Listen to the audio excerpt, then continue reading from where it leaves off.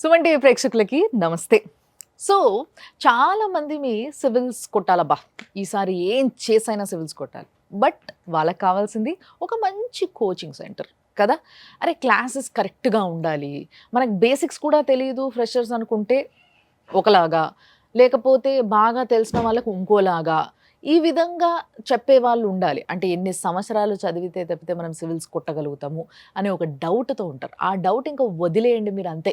ఎందుకు అనంటే Tirumala classes and IAS academy వాళ్ళు చాలా స్పష్టంగా నీట్గా ముందు క్లాసుకి వెళ్ళడానికి ముందే వాళ్ళని వెల్ ప్రిపేర్ చేసి ఫ్రెషర్స్కి ముఖ్యంగా ఎస్పెషల్లీ ఫ్రెషర్స్ ఎక్కడెక్కడి నుంచి వచ్చినా కూడా వాళ్ళకి హాస్టల్ సదుపాయం ఇస్తూ వాళ్ళని మంచిగా నీట్గా చిన్నపిల్లలకి ఏ విధంగా అయితే ఎక్స్ప్లెయిన్ చేస్తారో ఆ విధంగా మంచి ట్రైనింగ్తో ముందుకు సాగుతూ ఉన్నారు.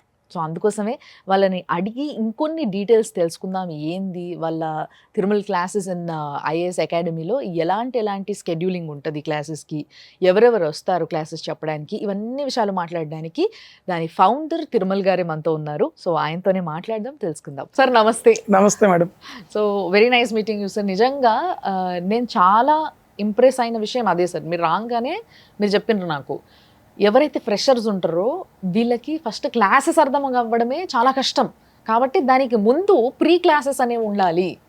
ఆ ప్రీ క్లాసెస్లోనే వాళ్ళు 80% ప్రిపేర్ అవ్వాలి అన్న మాట చెప్పారు. మీరు చూసారా? Let me ask from first, అసలు ఈ ఇన్స్టిట్యూట్ పెట్టడానికి కారణం ఏంటి? ఎస్పెషల్లీ మన సదరన్ స్టేట్స్లో, తెలుగు స్టేట్స్లో పేరెంట్స్ అందరి డ్రీమ్ ఏంటంటే మా అమ్మాయి కానీ మా అబ్బాయి కానీ చిన్నదో పెద్దదో గవర్నమెంట్ జాబ్లు ఉంటే సెక్యూర్గా ఉంటారు, రెస్పెక్ట్ఫుల్గా బతుకుతారు అంటూ ఉంటారు. ఎందుకంటే గవర్నమెంట్ జాబ్ ఖచ్చితంగా రెస్పెక్ట్ తీసుకొస్తుంది, అట్ ద సేమ్ టైం బాధ్యత కూడా ఉంటుంది. బట్ ఈ కోచింగ్కి వచ్చినప్పుడు వాళ్ళ మనం ప్రాపర్గా కేర్ తీసుకోకుంటే వాళ్ళకి దాంట్లో ఇంట్రెస్ట్ తగ్గిపోవటం, డైవర్ట్ అవ్వటం, ఇండైరెక్ట్గా మనీ వేస్ట్ అవుతుంది, టైం వేస్ట్ అవుతుంది, పేరెంట్స్కి వాళ్ళ పేరు నమ్మకం కూడా పోతుంది. సో నేను అలాంటి మిడిల్ క్లాస్ నుండి వచ్చాను, అలాంటి ప్రాబ్లమ్స్ నేను చూస్తున్నాను. కాబట్టి మనం ఇంతకు స్టార్ట్ చేయకూడదు. ఒకటి చాలా మంది కూడా గవర్నమెంట్ స్కూల్స్ నుండి కానీ చిన్న చిన్న స్కూల్స్ నుండి కానీ అంత స్టాండర్డ్స్ లేవు. మళ్ళీ మీరేమంటున్నారు, అదే ఎన్సీఆర్టీ చదువుకుని రమ్మంటున్నారు. దానికి ఆ అబ్బాయి కానీ అమ్మాయి కానీ ఇంకొక 1 year 6 months అంటుంది. అంత టైం ఇంతకు వేస్ట్ చేయాలి? ఇప్పుడు ఐఎమ్ సీనియర్ ఫ్యాకల్టీ అన్నప్పుడు నేను అవన్నీ చదివేశాను. దాంట్లో ఏ పాయింట్ ఎగ్జామ్కి వస్తుందో నాకు తెలుసు, ఎంతవరకు చెప్పాలో నాకు తెలుసు. నేను చెప్తే ఒక 1 month అయిపోతుంది, మీరు చదివితే 1 year పడుతుంది. ఇలాంటి టైం వేస్ట్, మనీ వేస్ట్ జరగకూడదు అని ఒక ప్రాపర్ కరికులం తీసుకొని నేను ఈ ఇన్స్టిట్యూట్ ని స్టార్ట్ చేయడం జరిగింది. మీరు నేర్చుకొని రండి మేము చెప్తాము అని అంటే వాళ్ళ దగ్గర ఏం జరుగుతుంది, అసలు మీ దగ్గర ఏం జరుగుతుంది, ప్యాటర్న్ మీరు ఎట్లా నేర్పిస్తారు, ఏంది అసలు, ఎందుకు అంత కష్టం అది అర్థం చేసుకోవడానికి? యూపీఎస్సీ కానీ గ్రూప్ 1 కానీ ఎప్పుడు కష్టం కాదు అది. బట్ ఎప్పుడు కష్టం అనిపిస్తుంది అంటే సబ్జెక్ట్ మనకు అర్థం కానప్పుడు. సో మన ప్రైమరీ ఫోకస్ ఏంటంటే పిల్లవాడికి సబ్జెక్ట్ ఎలా అర్థమవుతుంది, ఎలా చెప్తే అర్థమవుతుంది, వాడు ఆ సబ్జెక్ట్ కి కనెక్ట్ అవుతాడో చూడాలి. అది ఫ్యాకల్టీ రెస్పాన్సిబిలిటీ. సో అక్కడ నుండి జర్నీ అనేది స్టార్ట్ అవుతుంది మ్యామ్. వన్స్ మీకు సబ్జెక్ట్ అర్థం అవడం స్టార్ట్ అయితే మీరు దాన్ని ప్రేమించడం మొదలు పెడతారు.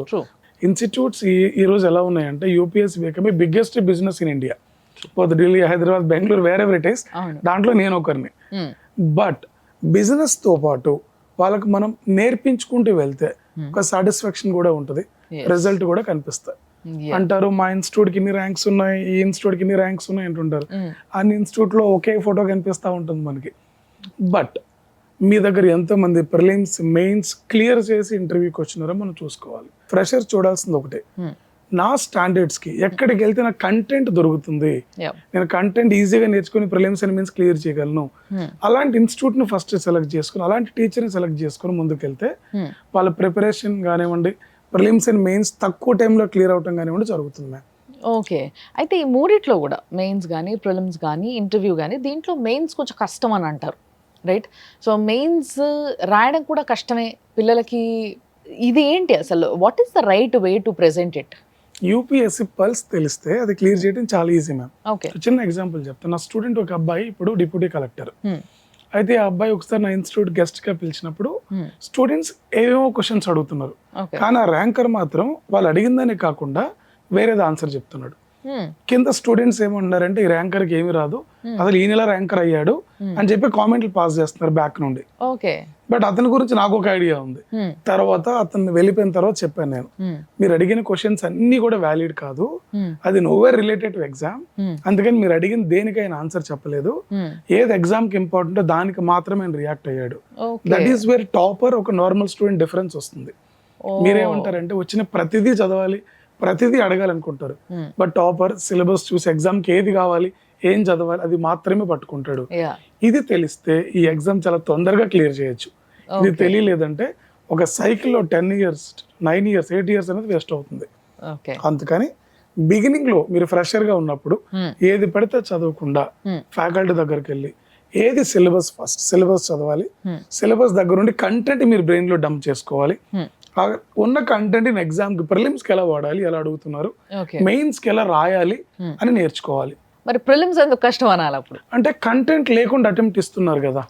ఇప్పుడు మీరున్నారు మ్యామ్, ఫస్ట్ 1 year కూడా మీరు నా టార్గెట్ యూపీఎస్సీ క్రాక్ చేయడం కాదు, యూపీఎస్సీ సిలబస్ ని నేను ప్రాపర్ గా అండర్స్టాండ్ చేసుకోవాలి, కంటెంట్ పైన క్లారిటీ తెచ్చుకోవాలి అనుకొని 1 year అది నేర్చుకోండి. ఆ తర్వాత మీరు అటెంప్ట్ చేస్తే ప్రిలిమ్స్ అవుతుంది, మెయిన్స్ అవుతుంది. చాలా ఇన్స్టిట్యూట్స్ అయిపోయినాయి ఇప్పుడు, గల్లీకి ఒక 10 ఇన్స్టిట్యూట్లు అయిపోయినాయి. నిజంగా ఐఏఎస్ కోచింగ్ సెంటర్స్ అని వేరే వేరే పేర్లతో మస్తున్నాయి. అండ్ దానికి హడావిడి పబ్లిసిటీ కూడా చాలా ఉంది. సో ఇలాంటి సమయంలో why students should prefer Tirumala academy?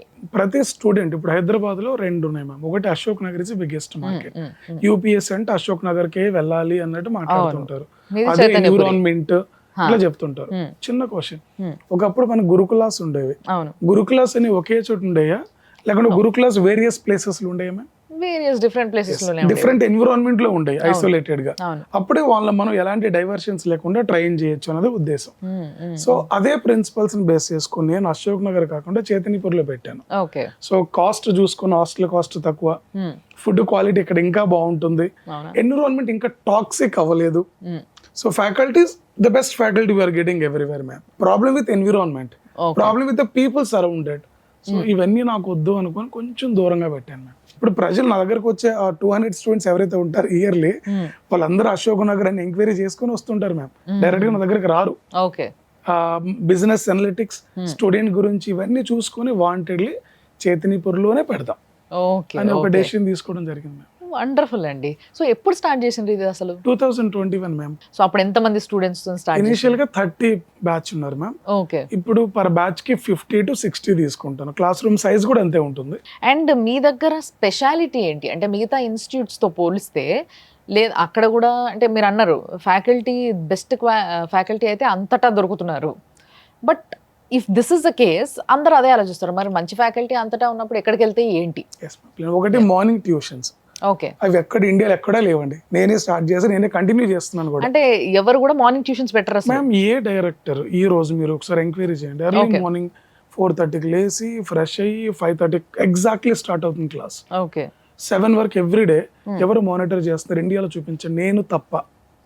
Last 3 years నుండి ఎట్లా సార్ నమ్మేది? తిరుమల క్లాసెస్ యాప్ లో మార్నింగ్ 5:30 ట్యూషన్స్ అని క్లియర్ గా ప్రతి సబ్జెక్ట్ పైన వీడియోస్ ఉంటాయి. That is proof from last 3 years. So అది ఒక బిగ్గెస్ట్ ఇనిషియేటివ్ మ్యామ్. అంటే వాళ్ళకి ఒక ఫ్రెష్ టైం ని నేను ఇస్తూ వాళ్ళని మౌల్డ్ చేసుకుంటూ వెళ్తాను ఎగ్జామ్ కి సంబంధించి. ఏ స్టూడెంట్ ని కూడా will not treat like an out cider. Once అబ్బాయి వచ్చిండు అంటే బాగా చదివేని పట్టించుకుంటా, బాగా చదవనోని పట్టించుకుంటా.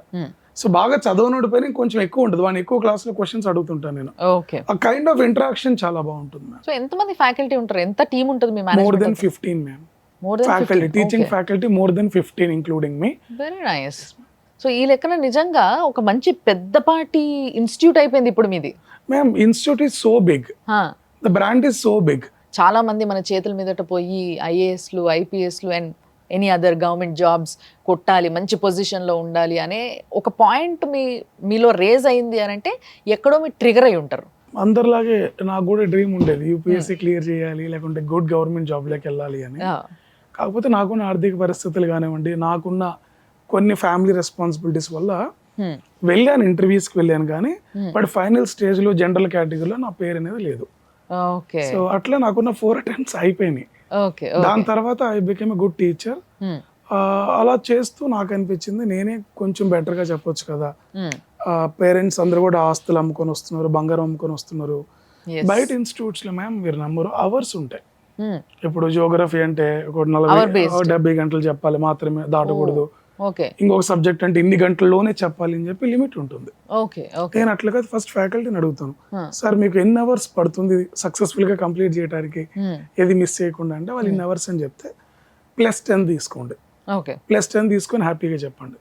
దీనివల్ల నాకు మంచి పేరు వస్తుంది, టీచర్కి మంచి పేరు వస్తుంది, స్టూడెంట్ కూడా సాటిస్ఫై. ఈ మెటీరియల్ తయారు చేసే విధానంలో what are your highlight points? అంటే మీరు ఎక్కడ స్పెషల్ దీంట్లో? జనరల్గా మ్యామ్ యూపీఎస్సీ సో క్లవర్. అంటే ఇప్పుడు మార్కెట్లో మేము ప్రిపేర్ అయ్యేటప్పుడు మెటీరియల్స్ పెద్దగా లేవు, ఇంత గూగుల్ కానీ ఇంత పాసిబిలిటీస్ లేదు. ఇప్పుడు so much of information is available. Information ఎక్కువ దొరకటం వల్ల ఏం చదవాలో పిల్లలకి అర్థం కావట్లేదు. అందరు ఇన్స్టిట్యూట్ మెటీరియల్స్ కూడా గుడ్, నేను దేని కూడా డినై చేయను, మార్కెట్లో దొరికే ప్రతి బుక్ కూడా గుడ్, కానీ అన్ని చదవకండి. 1 or 2 బుక్స్ తీసుకొని వాటిని మాత్రమే మాస్టర్ అవ్వండి. ఇంత కంటెంట్ ఉన్నా కూడా అది ఎగ్జామ్ ఎలా అడుగుతాడో తెలియనప్పుడు ఇట్స్ యూజ్లెస్. నా దగ్గర మెటీరియల్ బాగుంటుంది బికాస్ కొన్ని మెటీరియల్స్ నేను డిక్టేట్ చేస్తాను, మెటీరియల్ తో పాటు అది ఎగ్జామ్ లో ఎట్లా వస్తుందో చెప్తాను నేను. సో మీరు ఏ మెటీరియల్ చదివినా కూడా కంటెంట్ సేమ్ ఉంటుంది, బట్ అడిగే విధానం ఎలా ఉంటుందో తెలుసుకోవాలి. అక్కడ టీచర్ మీకు హెల్ప్ అవుతాడు. ఒక మెటీరియల్ ని ది బెస్ట్ సెలెక్ట్ చేసుకొని దాన్ని మల్టిపుల్ టైమ్స్ చదివి ఇంటర్ప్రిట్ చేసుకొని దాంట్లో ఉన్న ఫ్యాక్ట్స్ ఎలా గుర్తుపెట్టుకోవాలి, ఈ ఫ్యాక్ట్ మెయిన్స్ లో ఎక్కడ రాస్తే నాకు మంచి మార్క్స్ పడతాయి. For example ma'am, environment protection act అనేది ఉంది. చాలా సందర్భాల్లో యాక్ట్ గురించి తెలుసుకోవాల్సిన అవసరం లేదు, బట్ ఈ యాక్ట్ ని మెయిన్స్ లో ఎక్కడ రాస్తే నాకు మార్క్స్ పడతాయి అని తెలుసుకుని ఉండాలి. ఓకే, తిరుమల్ మెటీరియల్ నేను చూస్తా, ఇది మాత్రమే నేను ఫాలో అవుతా, దీన్నే మళ్ళీ మళ్ళీ మీరు అన్నట్టుగా చదువుతా. సో ఎంత % వరకు వాళ్ళకి కవర్ అవుతుంది, ఎంత % వరకు వాళ్ళు they are on a safe side to get passed? ఇండియాలో ఏ ఇన్స్టిట్యూట్ మెటీరియల్ కూడా 100% ఎగ్జామ్ క్లియర్ చేయడానికి హెల్ప్ అవ్వదు. నాదైనా మీదైనా ఎవరిదైనా సరే, కాకపోతే అదొక 50 to 60% మీకు హెల్ప్ అవుతుంది. రిమైనింగ్ నేను చెప్తాను. ఓకే ఎస్ అమ్మా, ఇది ఇంతవరకు హెల్ప్ అవుతుంది, దీని కంటిన్యూషన్ ఈ బుక్ లో ఉంచుకోండి. లేదంటే మీరు 10 బుక్స్ కొనుక్కొని 10 చదువుతారు. అట్లా కాకుండా ఈ బుక్ లో 80% ఉంటుంది, మిగతా 20% లో కొంత ఇంటర్నెట్ అని, కొంత కరెంట్ రిలేటెడ్ డాటా అని, కొన్ని స్టాండర్డ్ బుక్స్ అని. స్టాండర్డ్ బుక్ లో కూడా చాలా మంది మొత్తం చదివేస్తుంటారు. నో, ఏ టాపిక్ లో ఏది నేర్చుకోవాలో అంతవరకు నేర్పించుకుంటాం. చదవడము, దాంట్లో మీరు అన్నట్టు కదా దాన్ని అర్థం చేసుకోవడం, దాన్ని ఎక్కడ ప్రజెంట్ చేయాలో తెలుసుకోవడము అనేది తెలుసుకున్న స్టూడెంట్స్ కూడా, అంటే ఇంత తెలివిమంతులు కూడా ఇంటర్వ్యూ అనగానే భయపడిపోతారు. కొంతమందికి ఉంటుంది భయం. అంటే అక్కడ ఏం ఉండదు, చాలా సింపులే నిజంగా మనం మాట్లాడుకోవాల్సి వస్తే, బట్ వీళ్ళకి వణుకు. అంటే ఒక కొత్త ఎన్వైరన్మెంట్లో వెళ్ళి కూర్చొని కొత్త మనుషులతో మాట్లాడాలి, వాళ్ళు ఏ విధంగా అడుగుతున్నారో దాన్ని ఏ విధంగా ప్రజెంట్ చేయాలి, మనం ఏం చెప్పాలి అనే దానిపైన ఒక భయం పట్టుకుంటుంది. ఈ భయాన్ని తొలగించడానికి మీ స్టూడెంట్స్లో మీరు ఏం చేస్తారు? ఫస్ట్ ఆఫ్ ఆల్ ఈ భయం దేనికంటే మ్యామ్, ఇంటర్వ్యూ అంటే భయం కాదు, అరే ఫైనల్ స్టేజ్ కదా, సెలెక్ట్ అవుతానే లేదా అని ఒక భయం. సెకండ్ భయం వచ్చేసి, ఇప్పుడు దాకా నేను నా ఫ్రెండ్స్తో మాట్లాడా, ఇప్పుడు ఫస్ట్ టైం అన్నోన్ పర్సన్తో ప్రొఫెషనల్గా మాట్లాడాలి, నేను అది నిజంగా చేయగలనా లేదా అని ఈ చిన్న కాన్ఫిడెన్స్ లెవెల్ తక్కువ ఉండటం వల్ల వచ్చే ఫియర్ తప్ప అబ్బాయి చేయలేక కాదు. ఎందుకంటే ప్రిలిమ్స్ క్లియర్ చేసిన వ్యక్తి పర్సనాలిటీ కొంత మారుతుంది, మెయిన్స్ రాసేటప్పుడు మీ పర్సనాలిటీలో కొన్ని చేంజెస్ వస్తాయి. మెయిన్స్ క్లియర్ అయిన తర్వాత మాక్ ఇంటర్వ్యూస్కి వెళ్ళినప్పుడు మీకున్న కంటెంట్ని ఎలా ఒక ఛానల్లో ప్రజెంట్ చేయాలో మాత్రమే నేర్పిస్తాం దాన్ని. అలాగే ట్రాన్స్పరెంట్గా ఎలా ఉండాలి, చెప్పేటప్పుడు మీ బాడీ లాంగ్వేజ్ ఎలా ఉండాలి, మీ ప్రజెంటేషన్ ఎలా ఉండాలి, ఎంత జెన్యున్ గా ఆన్సర్ చెప్పాలి, డాఫ్ని ఎలా మీరు ఫిల్ చేసుకోవాలి, దాంట్లో గ్యాప్స్ లేకుండా ఎట్లా ఫిల్ చేసుకోవాలి, వీటి గురించి మాత్రమే మాట్లాడుతాం తప్ప అది భయం కాదు. అరే ఈ ఒక్క స్టేజ్ అయిపోతే బాగుంటుంది కదా, అవుతుందో లేదో కానీ ఆ టైంలో జర యాంగ్జైటీ ఉంటుంది పిల్లలకి. అదొకటి అన్నోన్ కదా, ఇప్పుడు దాకా ఫ్రెండ్స్ కి ఈజీగా చెప్పగలను, ఇలా బోర్డుతో మాట్లాడగలను, వాళ్ళు ఎట్లా రియాక్ట్ అవుతారు, ఇలాంటి చిన్న చిన్న భయాలే తప్ప ప్రతి మెయిన్స్ క్లియర్ చేసిన ప్రతి అబ్బాయి కూడా ఇంటర్వ్యూ అంటే ఎవరు భయపడరు, ఈజీగా కొట్టేయచ్చు మ్యామ్. ఎందుకంటే మ్యామ్ మెయిన్స్ లో ఎక్కువ మార్క్స్ తెచ్చుకోవాలి మనం. చాలా మంది ఇంట్రోవర్ట్ ఉంటారు, మెయిన్స్ రాయటం కదా ఈజీగా రాసేస్తాడు, ఇంటర్వ్యూకి వచ్చేసరికి మాట్లాడాలి కదా, ఈ ఇంట్రోవర్ట్ కొంచెం సఫికేట్ అవుతాడు. ఇలాంటి వాళ్ళని మనం ఫస్ట్ లోనే ఐడెంటిఫై చేసి మధ్యలో వీకెండ్స్ లో బాబు పైకి ఈ టాపిక్ ఎక్స్ప్లెయిన్ చేయి, ఇట్లా కొంచెం కంఫర్టబుల్ చేస్తూ మాట్లాడిస్తూ ఉంటారు. మీరు ముందుగా ట్యూషన్స్ తీసుకుంటా అన్నారు, సో ఈ ట్యూషన్స్ అంతటా ఎక్కడ ఉండదు అన్న విషయం కూడా మీరు చాలా క్లియర్గా చెప్పారు, నాకు చూపించండి ఎక్కడ అనేసి చాలా కాన్ఫిడెంట్గా చెప్పారు. సో ఈ ముందు ట్యూషన్స్ వల్ల వాళ్ళకి ఎంత ప్రయోజనం ఉంటుందంటే ఏం చెప్తారు? ఫర్ ఎగ్జాంపుల్ మీరు ఎకానమీ అనే సబ్జెక్ట్ తీసుకుందాం మ్యామ్. ఎకానమీ మన ఎన్సీఆర్టీసీలో కూడా ఇక్కడ 11th and 12th లో ఉంటుంది. Hmm. అది కూడా very basic. Hmm. But economy is very big subject. నేను మార్నింగ్ ట్యూషన్స్లో ఎకానమీ చెప్పడం వల్ల నాకు తెలుసు ఏ పాయింట్ని ఎలా చెప్పాలి, ఎగ్జామ్కి ఏది ఇంపార్టెంట్, వాటి వరకే నేర్పించి పంపిస్తాను. క్లాస్లో they feel more confident. Sir ఏం చెప్తున్నాడో వాళ్ళకి అర్థమవుతుంది. అర్థమైనప్పుడు they feel confident. Revision time బాగా తగ్గిపోతుంది. 3 hours కాస్త ½ an hour అయిపోతుంది. మన ఎక్స్పెక్టేషన్స్ కి మన రియాలిటీకి మ్యాచ్ అవ్వకుంటే ఆ స్ట్రెస్ వస్తుందంట.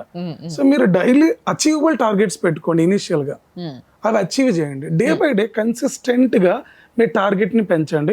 తెలియకుండా మీ ఎఫిషియన్సీ పెరుగుతుంది. కోచింగ్ వచ్చిన తర్వాత ఈ లవ్ బర్డ్స్ ఎక్కువైపోయారు. అవునా? కపుల్స్ ఎక్కువైపోయారు. ఈ జనరేషన్ ఇంటర్ నుండే మేము రిలేషన్ సార్, 10th నుండి రిలేషన్ సార్ అంటే అందుకే కలిసి వచ్చాం సార్. ఎస్. పైకి నేను అవునా అమ్మా ఓకే అన్న కూడా లోపల ఎక్కడో నాకు చాలా గట్టిగా కోపం వస్తుంటుంది. 10th లో రిలేషన్ ఏంటి మీ తలకాయ, మీకు అప్పుడు ఏం తెలుసు దీని గురించి, ఇట్లా నాకు అనిపించిన కూడా పైకి ఓకే ఇట్లా చెప్తే ఫీల్ అవుతారు అని చెప్పి, లేదు ముందు చదువుకోండి, ర్యాంకులు కొట్టుకోండి, తర్వాత మీరు నచ్చినట్టే జరుగుతుంది లైఫ్. వేరే క్లాస్ లో ఇస్తారా? లేదు మ్యామ్, ఒకే క్లాస్. మనం చెప్పినట్లు వాళ్ళు కూర్చోరు. Actually it's weak method.